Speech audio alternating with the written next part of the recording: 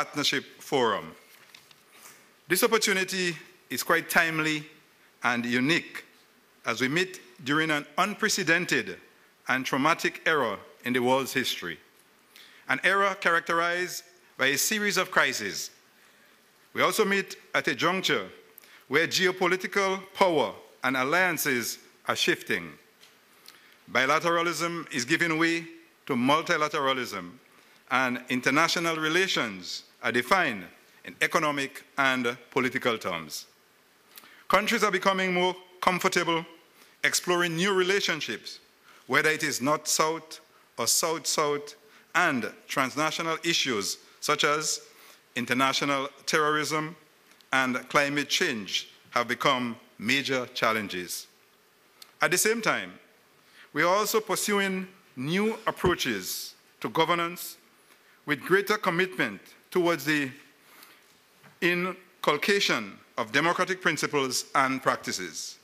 Additionally, the inclusion of civil societies and other stakeholders in the decision-making process is becoming more commonplace. These are some of the realities that now shape and influence the current and future role of organizations like the Commonwealth and the Americas.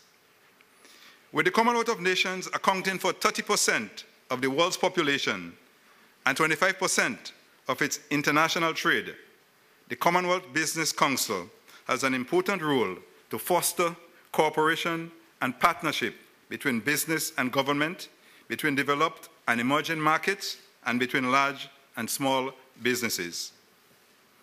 When one examines the history, nature, and characteristics of the Commonwealth, one cannot help but conclude that from all indications, the organization is quite relevant and germane to the present state of the world. The Commonwealth is now recognized as a global economic and political force. No doubt, this is due to its obvious strengths and achievements over its 60 years of existence. The organization's shared values and principles, its commitment to strong institutions, democracy, the rule of law, respect for human rights, and freedom of expression have underpinned its durability and successes.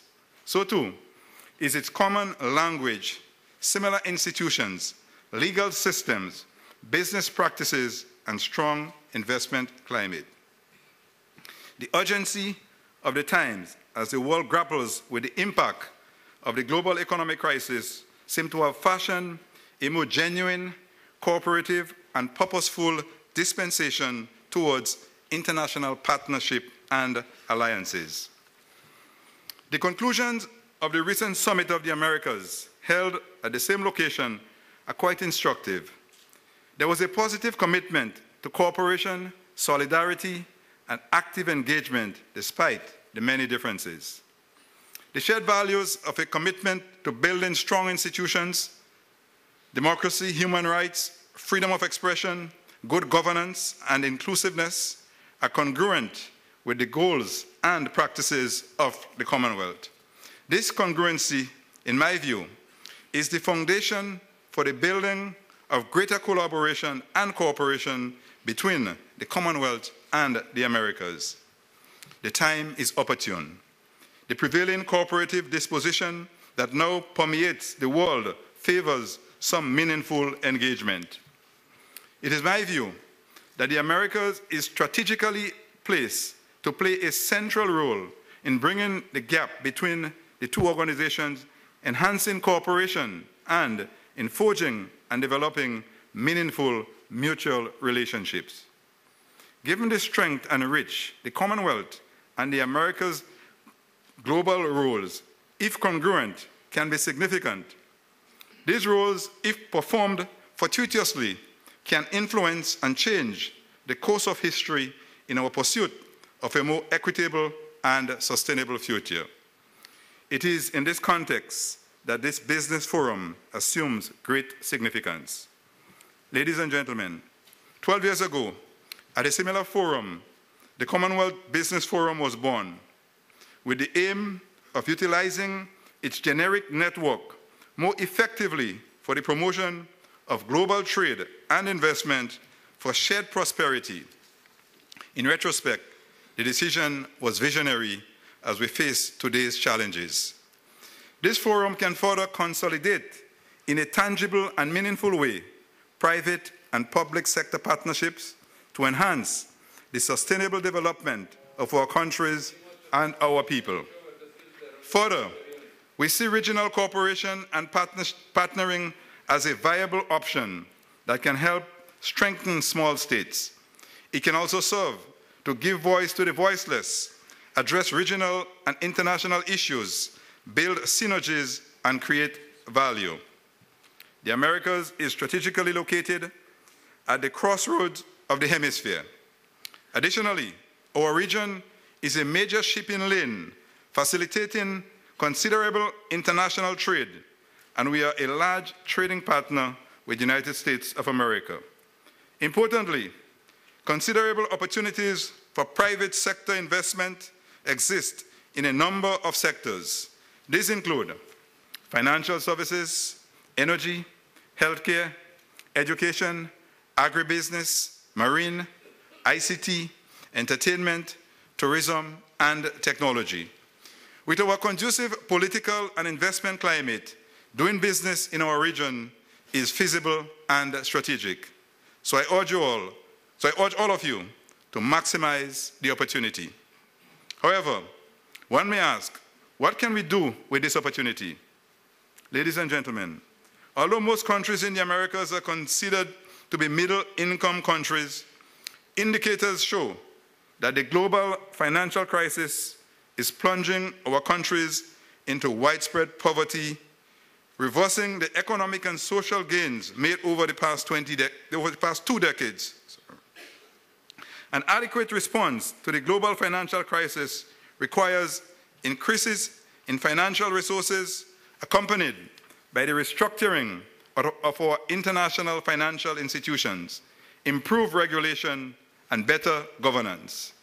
It is my view that the time has come for the Commonwealth and the Americas to embark upon a more prominent role in the reforming and restructuring of the global financial system.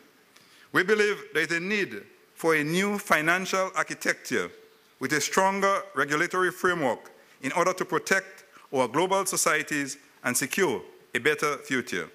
Moreover, the global economy needs better surveillance and monitoring mechanisms to identify potential economic and financial threats.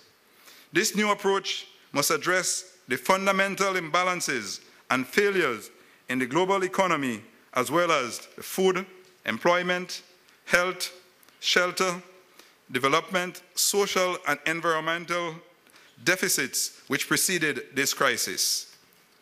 So how can we do it?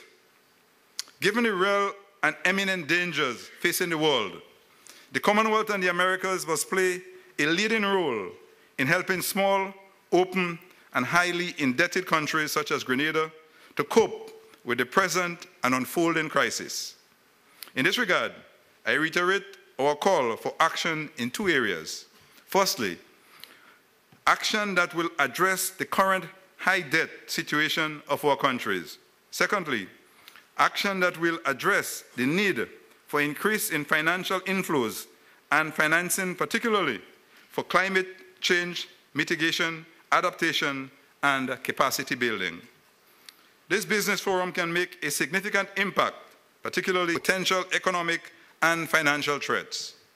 This new approach must address the fundamental imbalances and failures in the global economy, as well as food, employment, health, shelter, development, social and environmental deficits which preceded this crisis. So how can we do it? Given the real and imminent dangers facing the world, the Commonwealth and the Americas must play a leading role in helping small, open, and highly indebted countries such as Grenada to cope with the present and unfolding crisis. In this regard, I reiterate our call for action in 2 areas. Firstly, action that will address the current